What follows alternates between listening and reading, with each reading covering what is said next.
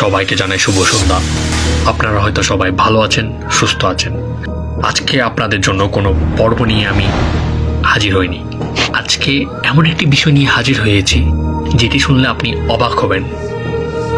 তাহলে আর দেরি না করে সেই কাহিনীতে যাওয়া যাক। লীলাবানু রানা কবিরাজ আরো ভয়াবহ সত্য জানালো তাকে। ফুলের পেটে আসলেই বাচ্চা আছে। এটা সাধারণ বাচ্চা না। একটা বাচ্চা সাধারণত 9 থেকে 10 মাস মায়ের পেটে থাকে, কিন্তু এই বাচ্চা একদিনে 1 মাসের মতো বেড়ে উঠছে। বিবাহিত জীবনে 16 বছর পর এই মেয়ের জন্ম, তার উপর আবার এত বড় বিপদ। এত কিছু ভাবতে ভাবতে মাথা ঘুরে পড়ে গেল নানি দৌড়ে গিয়ে তাকে ধরল। কবিরাজ লীলাবানুকে রাগারাগি করে বলল, যখন তোমার বড় বিপদ ধরে তখন বাবার কথা মনে পড়ে। কে রে এই মায়া পেটে আইছে আমার কসনাইকা, আর জন্মের পরে মরার নাই এইটাও কসনাইকা। আমি তো বুঝছিলাম সব ঠিক হইয়া গেছে। এটা তো মনে হয় কোনো সাধারণ ব্যাপার যে এমনি ঠিক হইব। আরে বলো তো, এটা কোনো সাধারণ বাচ্চা না। এই বাচ্চা কোনো পুরুষের না, এই বাচ্চা জিনের। এই কামটা তোকে বাড়ির পেছন থেকেই হয়েছে।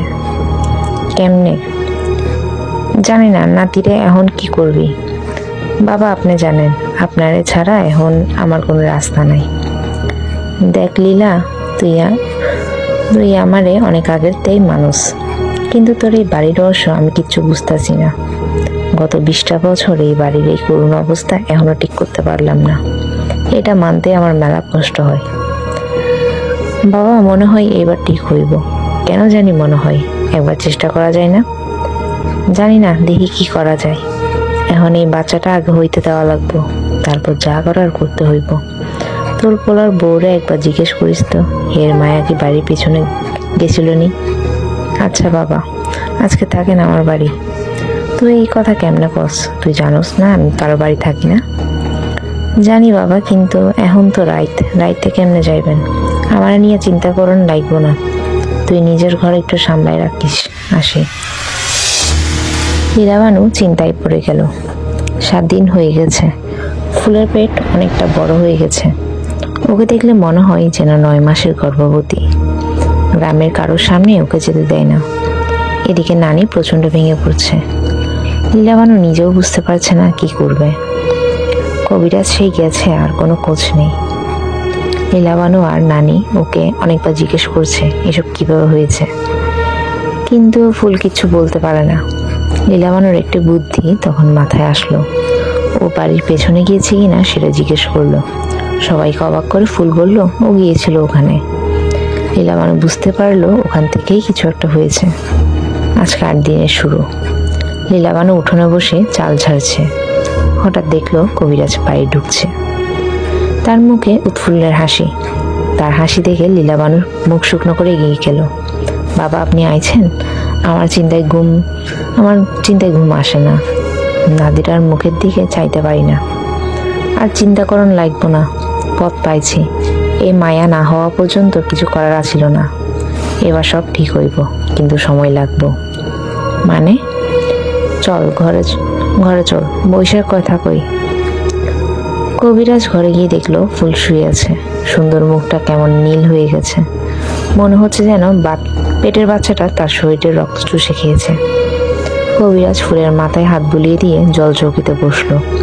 অন্য আরো 2টা চৌকিতে বসলো লীলাবানু আর নানা। পাশেই পর্দার পেছনে দাঁড়ানো নানি। কবিরাজ বলা শুরু করলো, আমি এই বাড়ি থেকে যাওয়ার পরেই আমার গুরুর কাছে গিয়েছিলাম। যেইটা যাইতে আমার 3 দিন লাগছিল, আইতে আবার 3 দিন, আর 1 দিন থাকছি। তোর বউ অনেক ভাগ্যবতী আছিল, এই জন্য উপরওয়ালা 5টা পোলা দিচ্ছে। যদি প্রথমটাই মায়া হইতো তাহলে আর পরের পোলাগুলো মরতো না।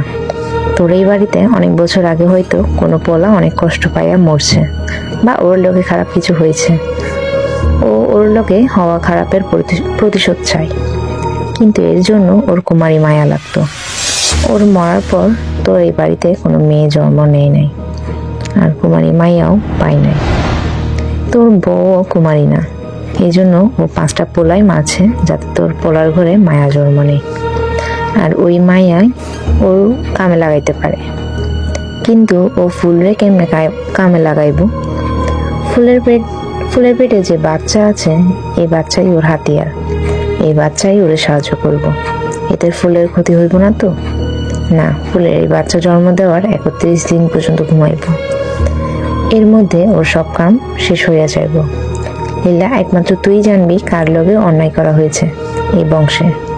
তোর পেটেও একটা মায়া হয়েছিল, ও তো গাছেতে কইরা মরছে। তার মানে ওর জন্মের আগে এই পাপ হয় নাই, ওর জন্মের পর হয়েছে। ও তো কুমারিয়া ছিল। যদি ওর জন্মের আগে বা তুই এই বাড়ি আসার আগে হইতো, তাহলে এই বাচ্চা তোর বা তোর ওই মায়ার পেটে থাকতো। তুই ভালো কইরা মনে করা যে কার লগে খারাপ হয়েছে আর কি খারাপ হয়েছে। আজকে আমি যাই, আবার কালকে আসুন। তুই ভালো কইরা মনে কর। লীলাবানু ঠাই মেরে বসে আছে। সে ভেবে পাচ্ছে না কি করবে, কিভাবে বের করবে এই অজানা ঘটনা। সে যখন এই বাড়িতে প্রবেশ করেছিল তখন তার 2 সতীন ছিল, যাদের কারো সন্তান ছিল না। তবে বাড়ি ভর্তি মানুষ ছিল, সব চাচা শ্বশুরের পোলাপান আর চাচা শ্বশুরের বউয়ের বাড়ির বিভিন্ন আত্মীয় স্বজন। লীলাবানুর শাশুড়ির স্বামীর নাম ছিল জাবেদ মিয়া, স্বামীর নাম ছিল শামসুর মিয়া, আর তার চাচা শ্বশুরের নাম ছিল মশিউর। শামসুর মিয়া ছিলেন বাবার বাধ্য ছেলে, কিন্তু মশিউর ছিল অবাধ্য। গ্রামের মেয়েদের জ্বালানো আর বিভিন্ন খারাপ কাজে লিপ্ত সে। গ্রামের সবার ওর নামে বিচার আসত জাবেদ মিয়ার কাছে। শামসুর বড় হয়েও বিয়ে করেছে। মশিউর আগে বিয়ে করেছে, তার সন্তানের সংখ্যাও ছিল বেশ। এমন একদিন ঘটে গেল এক জঘন্য ঘটনা। গ্রামের এক মেয়ের সাথে অসভ্যতামি করার কারণে মশিউরের নামে বিচার আসলো। জাবেদ মিয়া রাগ হয়ে সমস্ত সম্পত্তি